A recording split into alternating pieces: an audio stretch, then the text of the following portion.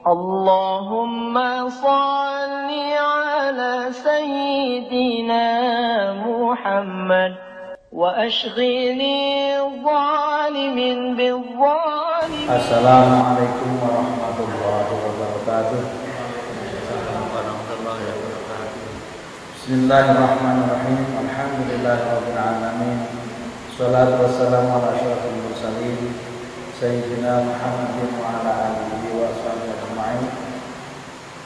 Amma ba'du. Ila hadratin Nabi Mustafa Muhammadin sallallahu alaihi wasallam wa ala alihi wa ashabihi wa tabi'in wa man tabi'a bi ihsan ila yaumil Sumaya wa arwahi wa minal anbiya wa mursalin wa syuhada wa sholihin wa malaikati wa muqarrabin. Sumara jami'al ta'ala masyarakat wa barri wa bahriha wal aqtab wal ila yaumil qiyamah. Sallallahu alaihi wasallam Syekh Muhammad al-Jilani. Sallallahu alaihi wasallam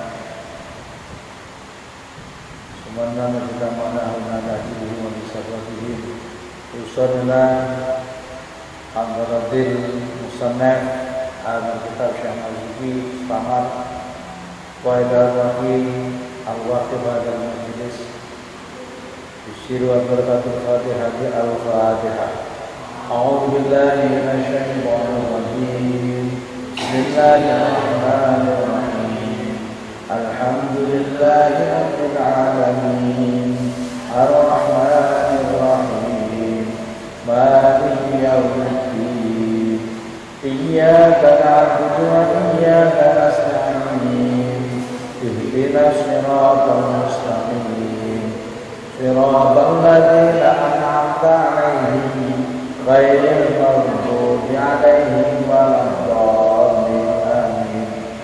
Qala al-musannif rahimahullahu ta'ala wa nafa'ana bihi wa bi'ulumihi fid dharain. Amin. Bismillahirrahmanirrahim.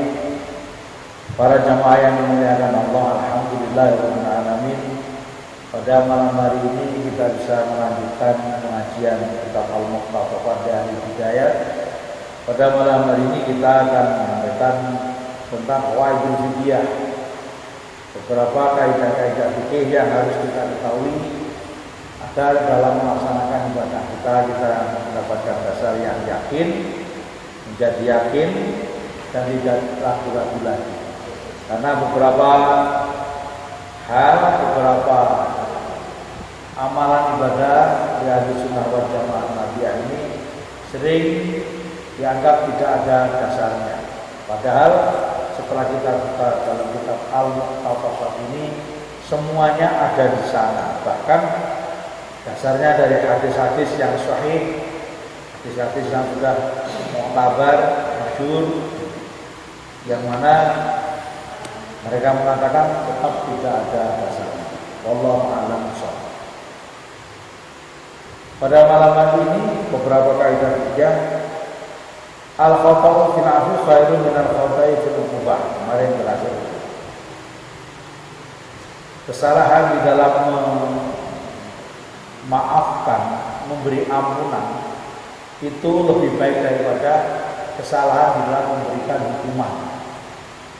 Jadi jika seseorang itu salah, seorang hakim, seorang imam salah dalam memutuskan untuk memaafkan dari kesalahan seseorang, yang mana itu merupakan suatu kesalahan imam atau kesalahan hakim, itu lebih baik dibanding dengan kesalahan dalam menetapkan hukuman, menetapkan hukuman kepada terdakwa.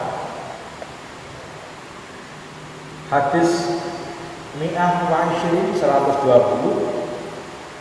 Idra'ul hududa bisyubuhat rawahu Tirmidzi. Idra'u,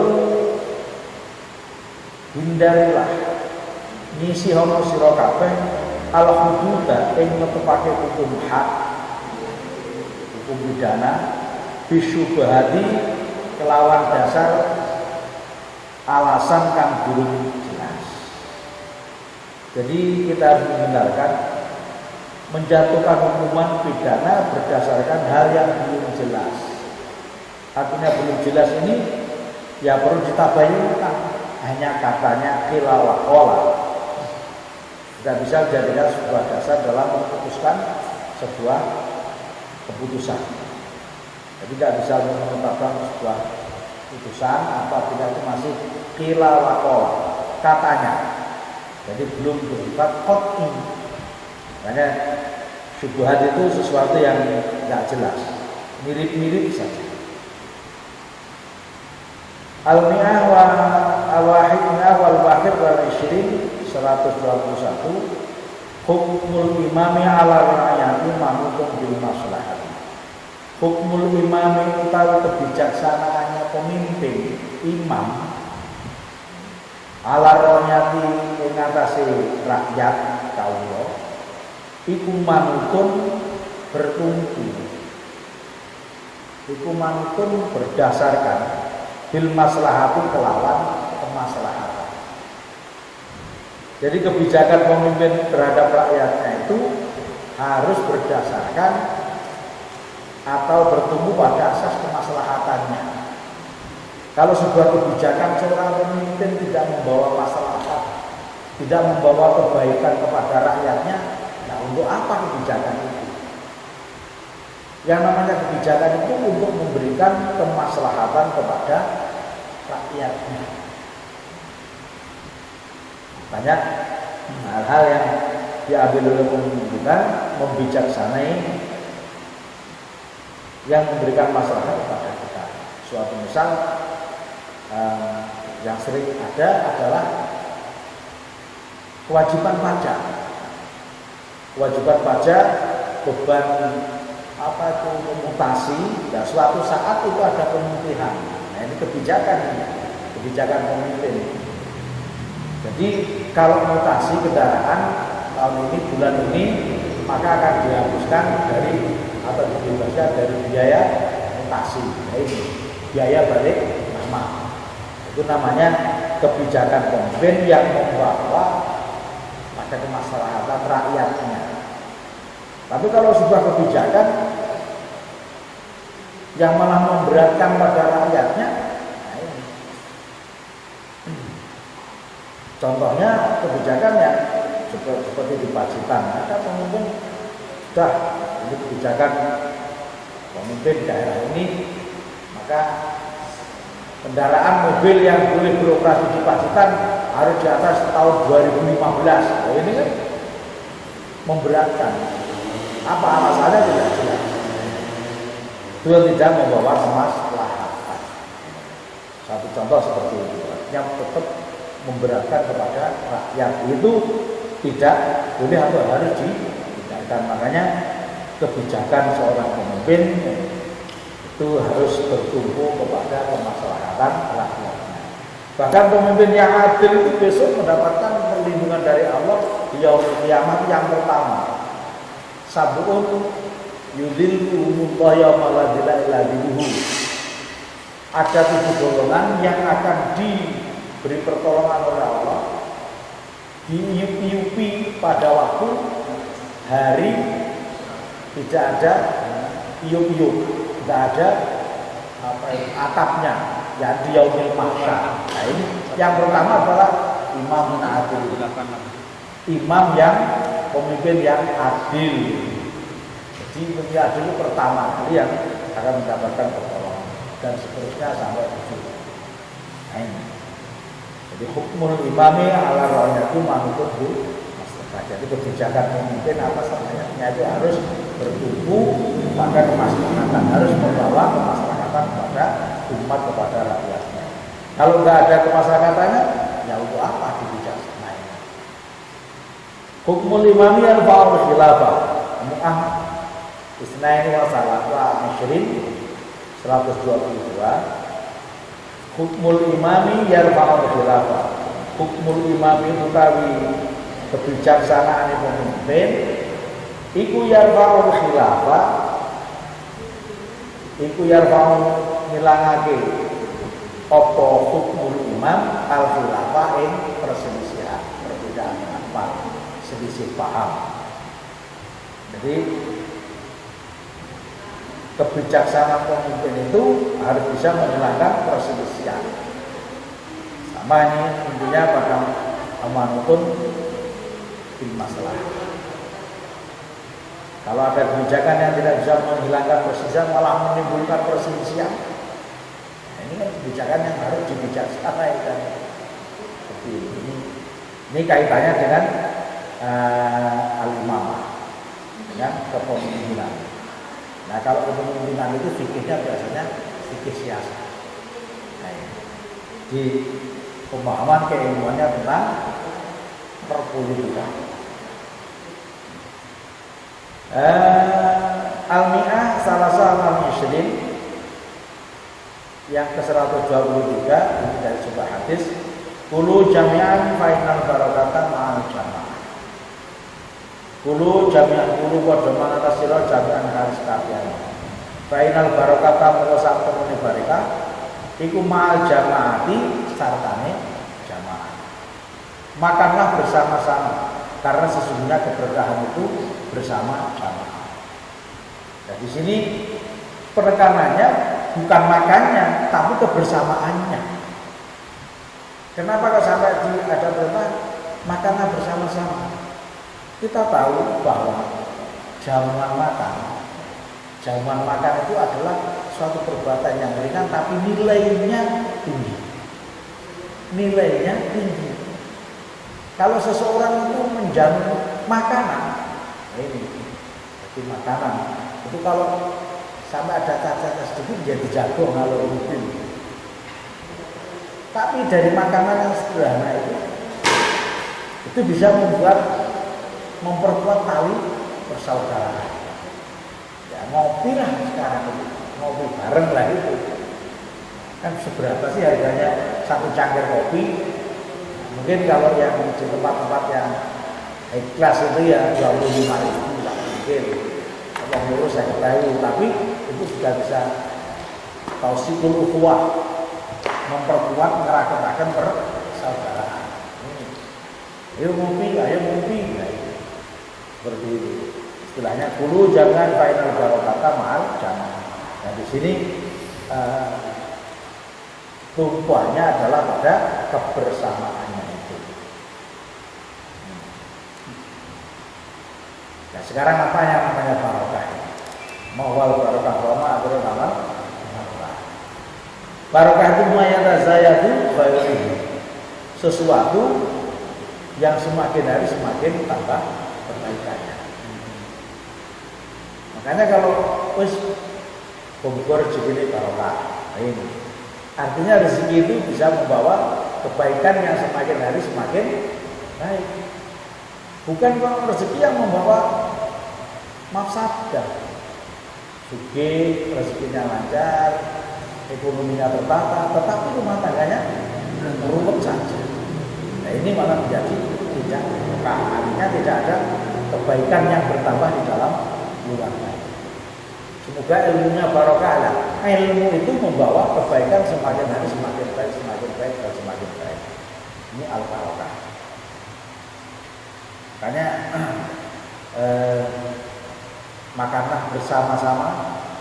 Sesungguhnya barokah itu bersama dengan jamaah. Wong sing akeh ngumpul bareng-bareng, akan barokah akan menambah kebaikannya. Semakin bertambah. Semakin banyak jamaahnya, semakin besar barokahnya. Karena semakin luas kebaikannya.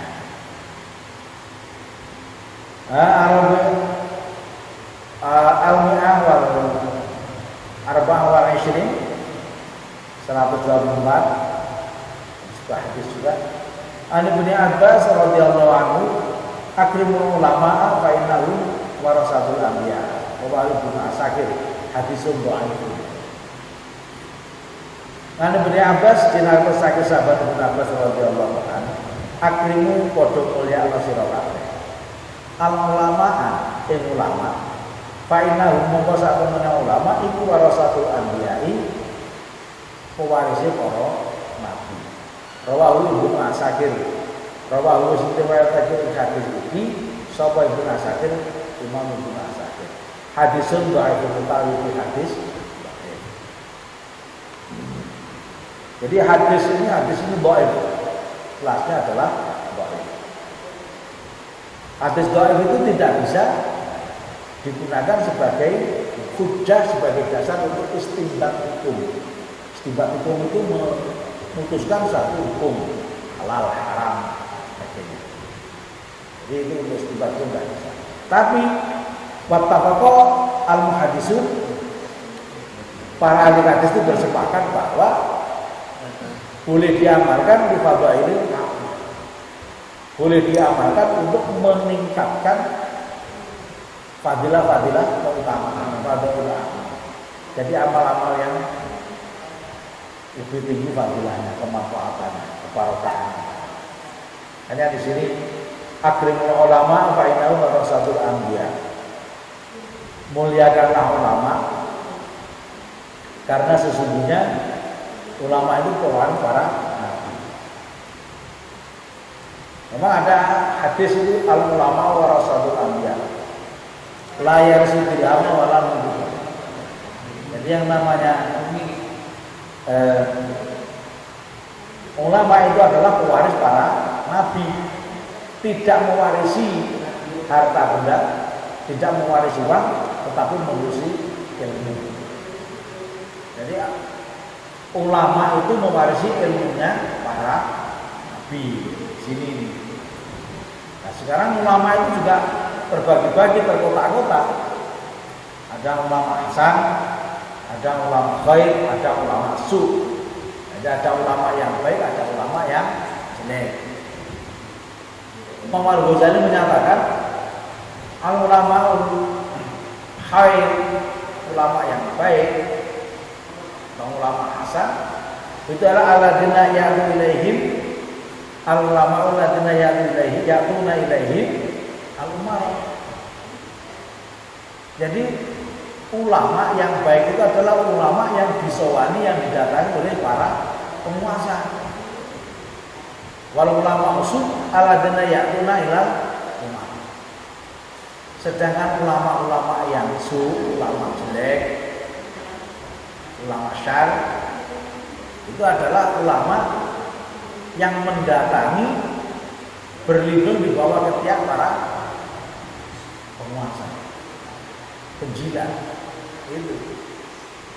Jadi cirinya ulama yang baik itu yang disowani oleh pejabat, bukan yang mendatangi, bukan menyowani pejabat. Pejabat berlindung di bawah ulama, bukan ulama yang berlindung di bawah pejabat.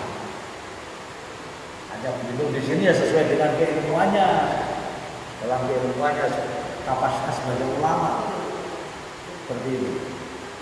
Kalau dulu ada istilahnya ya membagi ciri-cirinya, dikatakan guyonan ya, tapi sebetulnya juga realistis. Anak ulama amplop, anak ulama subuh, dan memang yang seperti itu. Ulama ulama khair, ulama ilmu, itu macam-macam. Kalau dikatakan ulama itu adalah orang yang sudah mengenal Allah, orang yang mengenal hukum-hukum yang wajib pada Allah, hukum-hukum yang dilarang oleh Allah. Jadi ulama itu manusia, bukan dewa. Ulama itu manusia.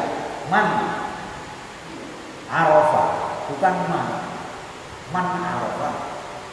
Orang yang mengenal ada Tuhannya, termasuk banyak siksanya, mengenal pada surganya, itu namanya ulama. Innama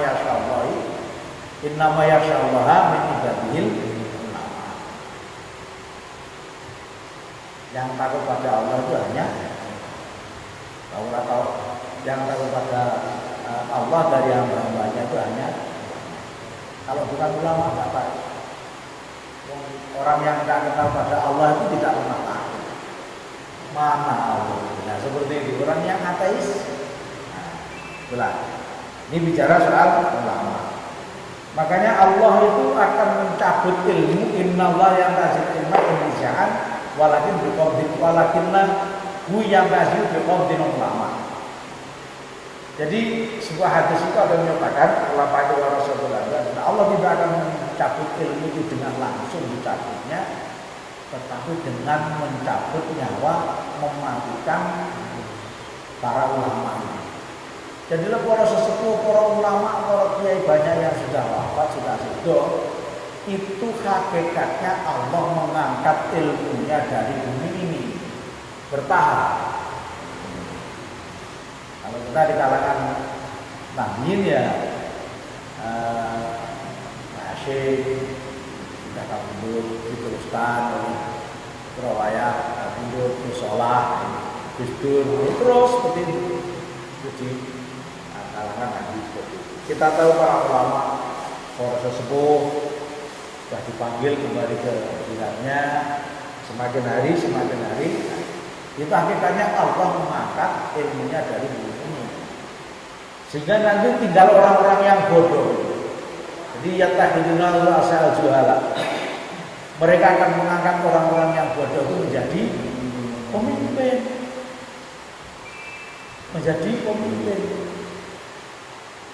tidak apa dulu adolu. Nah, ketika para pemimpin yang bodoh-bodoh ini memberikan fatwa, lalu sesat fatwanya, wa'adolu dan menyesatkan orang lain. Ini ya KPUs alamannya sudah terontong sudah kelihatan. Jadi anak-anak sudah terontong kelihatan. Jadi ada ulama yang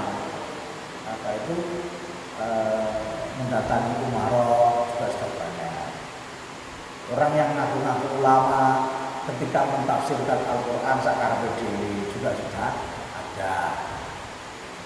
Ada orang yang mengatakan dirinya itu orang yang alim, ulama, dia malah ya kalau orang Jawa sepoto. Kalau saya itu bukan ulama maka gelar Gus saya mau tak copot.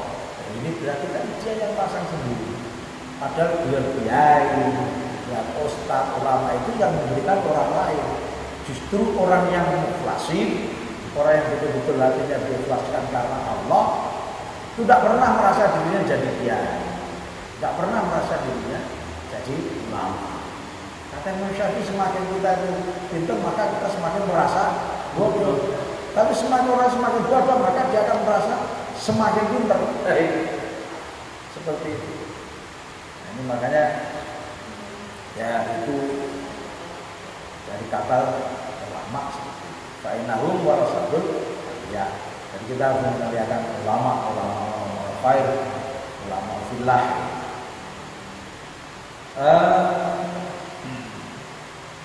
Mi'ah khamsah isrin 125 Jabir radhiyallahu anhu akhir ulama fa warasatul anbiya. Faman akramahu faqad akramahu wa rasul wa khatib hadis sahih. Jadi dari Jabir radhiyallahu anhu, akrimu mulia sira kabeh ulama. Fa inna mawasatun ulama iku warasatul anbiya, iku waris para nabi. Faman akramahu, faman mongko sapa wong akramahu kang mulia akan sapa man ing ulama. Faqad akrama mongko teman-teman wis mulyake Allah ing Gusti Allah wa Rasuluhu lan Rasulullah Gusti Allah. Jadi barang siapa memuliakan ulama, maka sesungguhnya mereka telah memuliakan Allah dan Rasulnya. Waman akramahu faqad akrama maka teman mulyake sapa man Allah ing Gusti Allah wa Rasuluhu lan Rasul utusane Allah. Memuliakanlah ulama karena sesungguhnya mereka itu adalah pewaris para nabi. Dan barang siapa yang memuliakan ulama, maka dia telah benar-benar memuliakan Allah dan Rasulnya. Ini hadis dhaif. Tapi kalau digunakan untuk ifadhailil amal, untuk meningkatkan amal kita, menghormati pada orang yang berilmu, nah itu juga diperlukan. Ittifaq ulama hadis. Bukan berarti kalau dhaif itu pasti nggak boleh diamalkan sama hadis maudhu, itu tidak. Hadis itu ada dhaif, ada hadis maudhu itu hadis palsu. Hadis palsu. Contohnya dulu yang saya ingat ketika di madrasah Aliyah, Ustadz dari saya ini kan senang guru-gurunya itu pernah membuat hadis palsu yang artinya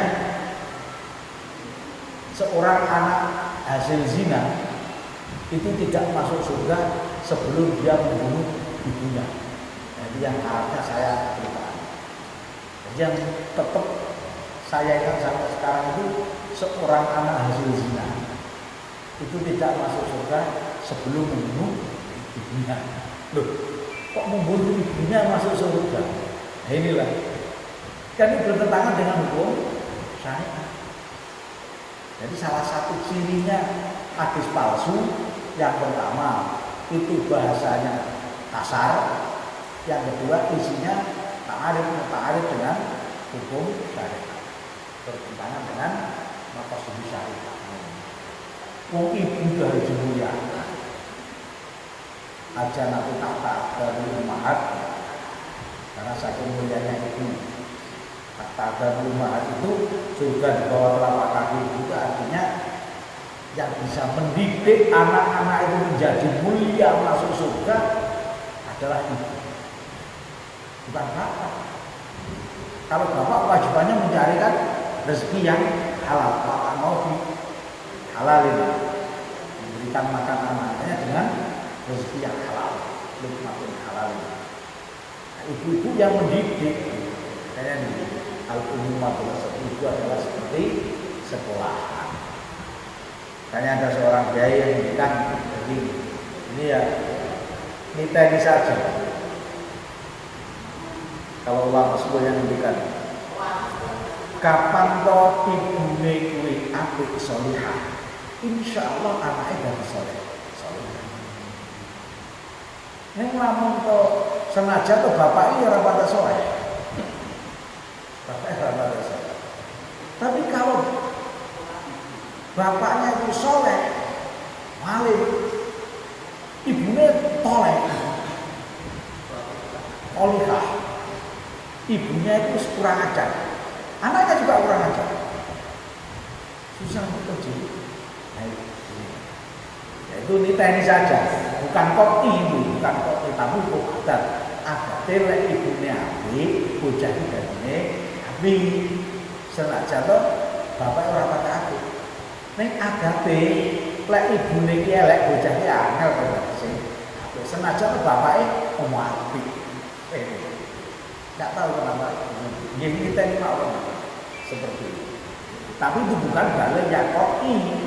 Itu hukum adi, kebiasaan.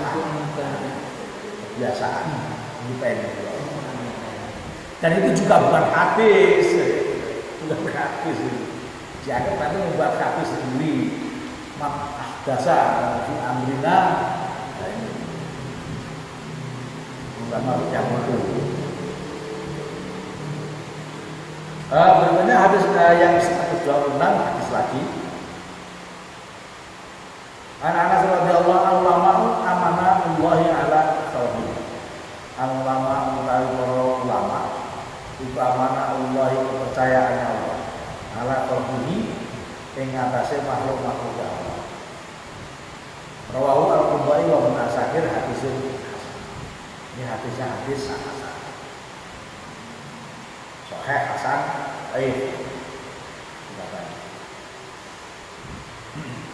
Nah ini ulama itu adalah orang kepercayaan Allah pada makhluknya. Makanya innama yasyallah min sing kenal Allah, sing ngerti Allah, yang tahu hukum-hukum Allah itu adalah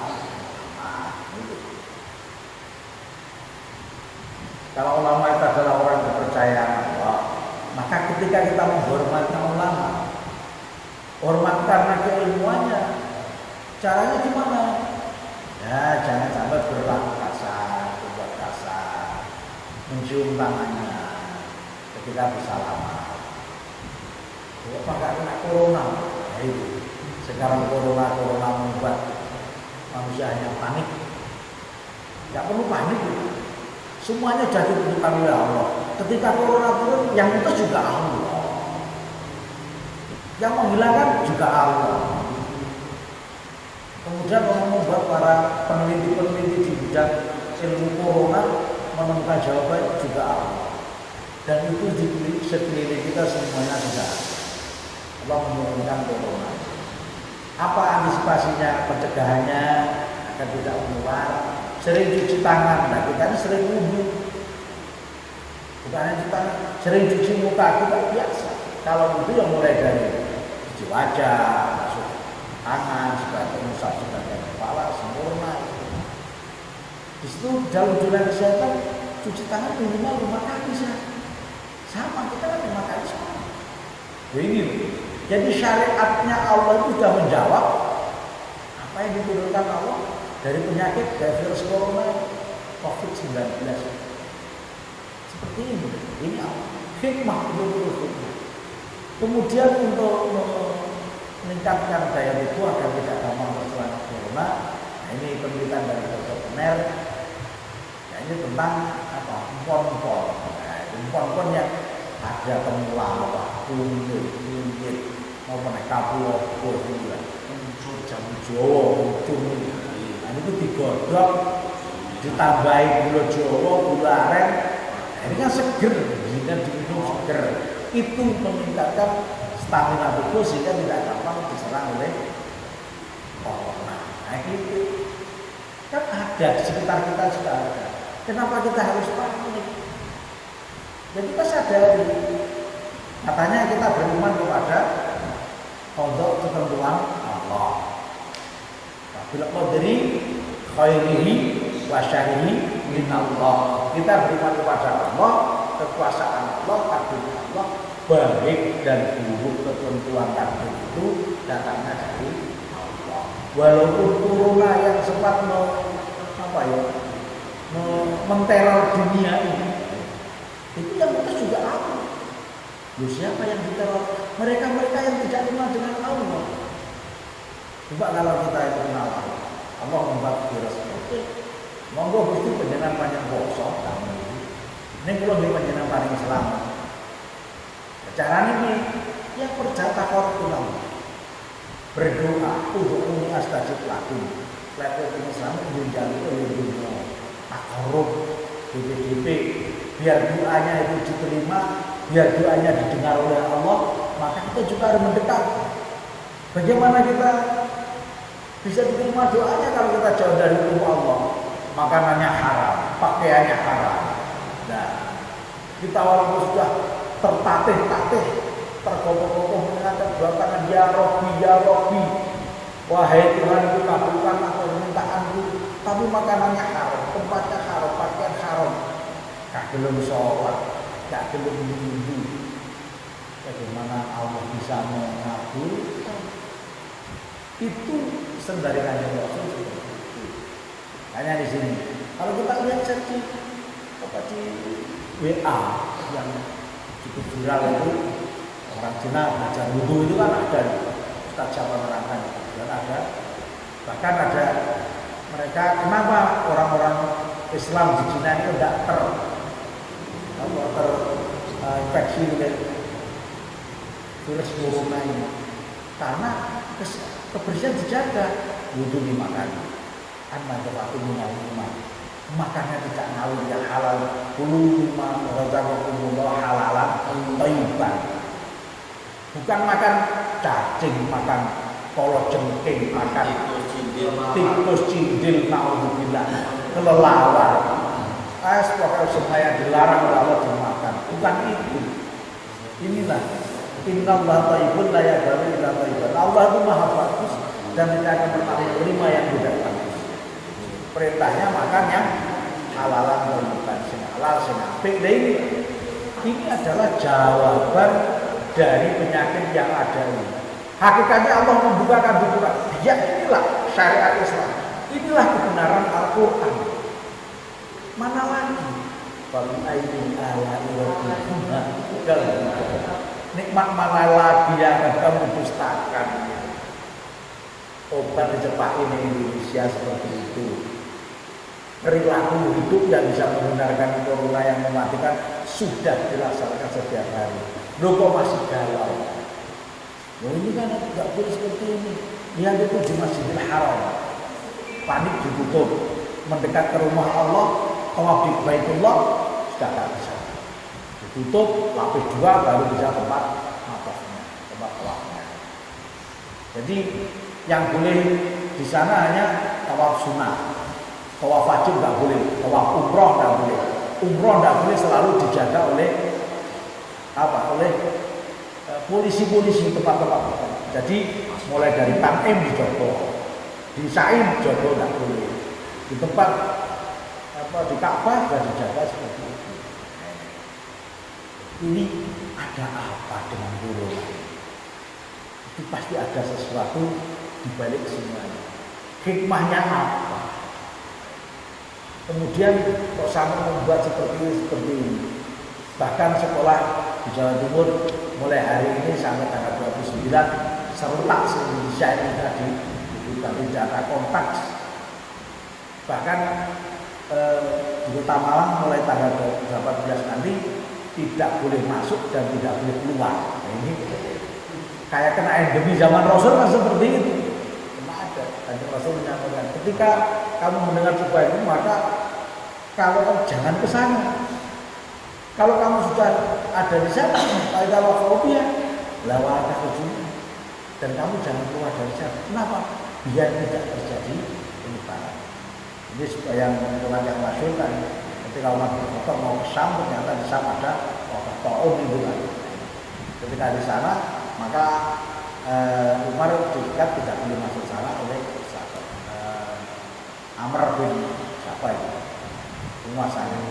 Akhirnya Amr kembali lagi bersama orang-orang penderita taun di sana itu sampai meninggal dunia di sana. Jadi tidak malah melarikan. Saya pemimpinnya, gubernurnya bisa keluar, bisa ya. Sehingga menjadi gubernur sampai tidak salah Amr bin As itu, nah itu ada usahanya. Apa usahanya? Semua penduduk suka menempati gunung-gunung karena dibarangkan penyakit itu seperti api. Kalau masih ada kayu bakar pasti akan dibakar semuanya. Nah maka korban-korban ini oleh Amr bin As itu disuruh menempati gunung-gunung di sekitar Syam. Nah ini akhirnya Taun itu akhirnya membawa dari separuh dari penduduk Syam waktu itu. Nah ini kan zaman sahabat sudah pernah ada seperti itu, dan penyelesaian sebagaimana disampaikan Nabi, kalau ada epidemi, ada wabah, yang di dalam jangan keluar, yang luar jangan masuk. Nah, agar apa? Tidak terkena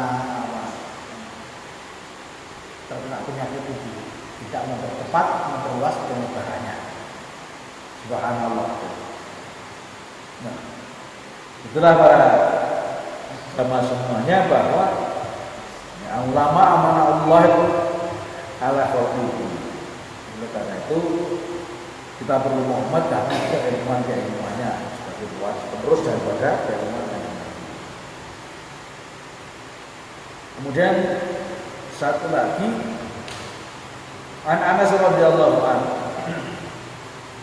al ulama amanah urus malam yukhalidu sultana wa yudakhilu dunya fa idza khalatu sultana wa dakhalu ad-dunya faqad khanu rusulan fahdharuhu.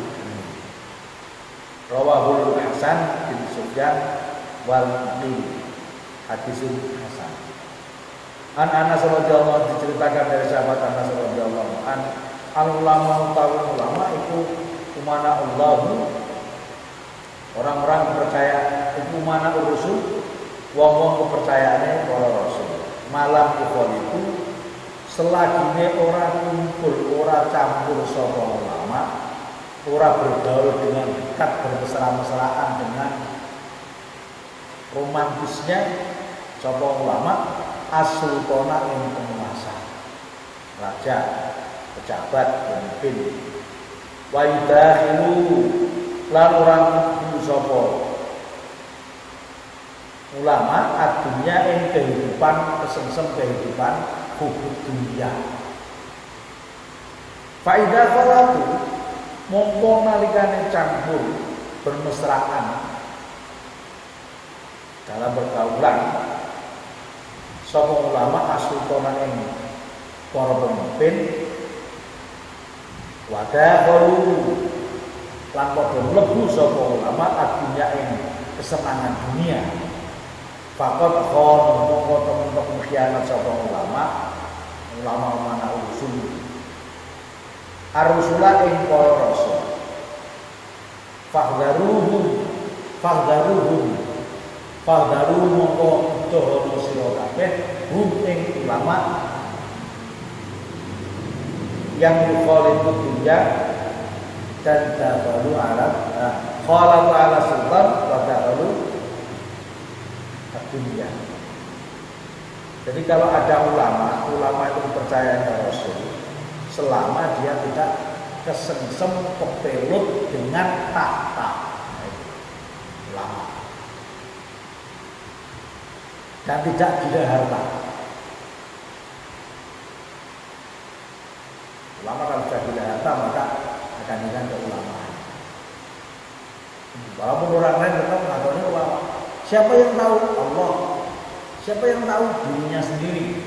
Apakah ulama kiai orang sukses yang diputahin orang kayu? Memang wajar kita menjadi orang kaya, tapi yang benar caranya, tasarufnya, menjaganya, pembelanjaannya itu harus betul. Jangan hanya suka menumpuk harta. Nah ini menumpuk harta. Ini. Maka ada seorang kiai, saya pernah soal itu, sambil membuat pondok itu saya ceritahu. Iki lho, yang pondok itu kayak ngomong gitu aku. Ini yang ngomong lagi benjang ngomong aku tak ini. Nah saya tak pangannya bayar itu nyambut janji kok pemerintah itu cukup murah malah sangat 7. Padahal istri 1, anaknya 7. Setelah kabeh kuliah semuanya cukup dulu. Semua bisyarah ketika beliau ngaji di sana ini pondok. Jadi saya pondok ngomong berdua seperti itu. Nah, inilah tidak masuk dalam kehidupan dunia, tidak ikut dunia. Ini salah satu ulama yang contoh, ulama yang tidak dahulu oleh dunia. Nah ini, kalau ada yang sudah kesesat dunia, sudah kesesat jabatan, fahdaruhu, maka jauhi mereka. Tapi kalau dekat dengan ulama dalam rangka ulama dekat dengan pejabat, tapi tidak berpengaruh pejabat itu. Malah pejabat itu yang suka minta fatwa dan sebagainya kepada itu, sehingga bisa menancapkan pengertian dan amalia keagamaan pada masyarakat melalui penguasa itu. Nah itu boleh itu dekat-dekat mesra-mesra romantis dengan para pemimpin, boleh itu dalam rangka dakwahnya. Mesti ngerti dulu awal itu kan orang lain hanya melihat kepada gejala-gejala pada tingkah laku yang di pasar. Kadang-kadang orang lain juga salah menilai. Ini itu contoh daripada ulama-ulama yang kesengsem jabatan, kesengsem harta. Nah, saya kira itu para jamaah semuanya, ini tentang ulama-ulama semuanya ya. Masih ada kita sekalian kan ulama mana umati pengertiannya yang sama. Pada hadis yang ke-129, An Ali radhiyallahu anhu ulama masudul ardi wa khulafaul anbiya'i wa warasatul anbiya. An Ali radhiyallahu anhu ulama itu adalah pelita di muka bumi. Lampunin dunia ya ulama. Berarti kalau ulama sudah pada mati berarti lampunya mulai beler. Kalau ulama nggak ada mati semua, maka jadi pen dunia ini, pen dari kudu jauh. Wa khulafaul anbiya wa warasatul anbiya. Jadi khulafa ulama itu adalah wakilnya para nabi, pewaris para pengganti para nabi, dan juga menjadi pewarisku kata Ali. Warasatul anbiya dan juga pewaris para nabi. Pewaris hadis dhaif. Tapi itu sebagai penunjang bagi kita bahwa memang ulama itu menjadi masofitnya, maka kita boleh menghormati. Anak nasalah jamaah ulama qadatun wal muttaqun sadatun wa majalisatuhum ziyadatun. Para ulama itu panglima orang-orang yang bertakwa. Qadatun. Al-ulama qadatun wal muttaqun sadatun wa majalisatuhum ziyadatun. Para ulama itu panglima. Orang-orang yang bertakwa itu menjadi orang yang terhormat. Dan duduk bersama mereka akan mendapatkan tambahan. Jadi ulama qadatun, ulama itu panglima dari panglima. Wal muttaquna sadatun, dan orang-orang yang takwa. Jadi sadatun menjadi tuan, orang dihormati, terhormat. Jadi kalau ada ulama muttaqun, dia ayat al-Qur'an itu sadat. Wa majalis itu jadatun, dan duduk bersama ulama itu akan mendapatkan tambahan, yakni tambahan ilmunya. Ulama itu tidak pelit. Ulama itu memberikan ilmunya, diminta semua pun. Ulama sepuh, lah kalau belum paling ilmu ini, dan ini saya sakit petang. Apa itu sakit sakti petang? Lah oh iya kita ini semuanya akan diberikan. Gitu. Kemudian anak-anak sahabat zaman al-ulama warasatul anbiya tuhibbuhum al-sama wa tastaghfiru lahum al-khitan fil bahri idza matu ila yaumil qiyamah. Para ulama itu pewaris para nabi, ulama warasatul anbiya. Tuhibbuhum al-sama, dicinta oleh para malaikat. Wa tastaghfiru lahum al-khitan, dan ikan-ikan di laut memohonkan ampun padanya. Watas tahun pada kaitan fil bahri. Semua makhluk-makhluk memohon ampun. Tidak matu ila yaumil qiyamah. Tidak matu nalikane mati dijalme nabi. Ila yaumil qiyamah sampai hari kiamat. Jadi yang namanya ulama itu adalah pewaris para nabi. Para ulama disukai ahli sama itu adalah para malaikat. Penghuni langit itu para malaikat. Wastaghfirullahu al-khaitan fil bahri tidak mati. Ketika mati itu ikan-ikan yang ada di laut akan memintakan ampun pada ulama khairul seperti itu. Bila yaumil qiyamah sampai besok datangnya hari kiamat. Subhanallah. Jadi itulah kemuliaan daripada ulama. Walaupun hadisnya baik, hadis itu boleh diamalkan li fadhilil amal, tapi tidak bisa digunakan sebagai dasar pengambilan sebuah keputusan hukum. Itu kesepakatan ittifaq daripada ulama. Tapi ada pendapat kalau hadis dhaif tidak dhaif, tidak bisa diamalkan. Ya, seperti itu. Yang dhaif itu kan bukan bukan hadisnya, tapi kan sanadnya. Kenapa? Karena dibandingkan di antara perawi yang meriwayatkan orang yang sanad itu, yang menyampaikan hadis itu orangnya orang memenuhi persyaratan sebagai seorang muslim, seorang meriwayatkan hadis. Kenapa? Mungkin syaratnya harus dobit sikoh kuat ingatannya, seperti itu. Bisa menahan diri diraih. Tidak seperti kita ini malah lagi cangkruk aneh warung, mobil bagikan terus saja. Itu tidak diraih, tidak bisa. Jadi orang mengeluarkan itu sumber itu tidak bisa. Ya, ini. Seperti itu. Ada yang senang desa seperti kita, seperti saya ini. Sudah masuk itu seperti itu. Nah, ini. Itu yang menjadi ilalul hadis. Cetaknya dua hadis sehingga derajatnya menjadi baru menjadi hadis yang lemah. Bukan matan hadisnya, bukan isinya. Isinya itu ya betul dari Rasulullah. Cuma karena yang meriwayatkan orangnya tidak bisa dipercaya, nah ini dilakukan. Makanya kekuatan dhaifnya itu dhaif dalam sanadnya. Dalam jalannya memperkuat mendapatkan hadis. Demikian para jamaah. tentang hadis malam ini bertumpu pada ulama. Jadi ulama memang harus dihormati karena kayak apapun ulama itu adalah umana Allah.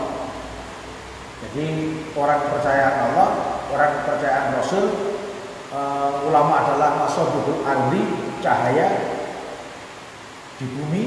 Ulama adalah korban sebagai panglimanya. Hanya disitulah sudah sepatutnya kalau kita menghormati, mengikuti para ulama. Utamanya kalau kita orang-orang Nahdien ya ulama-ulama Ahlussunnah wal Jamaah An-Nahdiyah harus kita ikuti. Dan kita juga menghormati ulama-ulama yang lain selama ulama itu bisa dipertanggungjawabkan keilmuannya walaupun berseberangan pendapatnya. Yang penting kan di situ itu ulama. Dari kata ilmu, alim, ulama itu dari ilmu. Kalau ulama nggak punya ilmu mengatakan ulama, ya itu ulama jahil namanya. Ulama yang bodoh, ulama bodoh. Yang mengaku-ngaku ulama nitadaan ulama bainahu jahil. Barang siapa yang menyatakan mengaku dirinya ini selalu seorang ulama, itu sebetulnya adalah orang yang jahat, orang yang demikian para jamaah, semoga kita semuanya dapat memilih kepada panutan kita sehingga kita menjadi orang-orang yang diselamatkan oleh Allah, tidak menjadi orang yang mengabalalin mungkin orang yang tersesat. Allahumma amin. Mari kita tutup dengan bacaan hamdalah dan kita akhiri dengan doa kafaratul majlis. Kita antarkan alhamdulillahirabbil alamin subhanakallahumma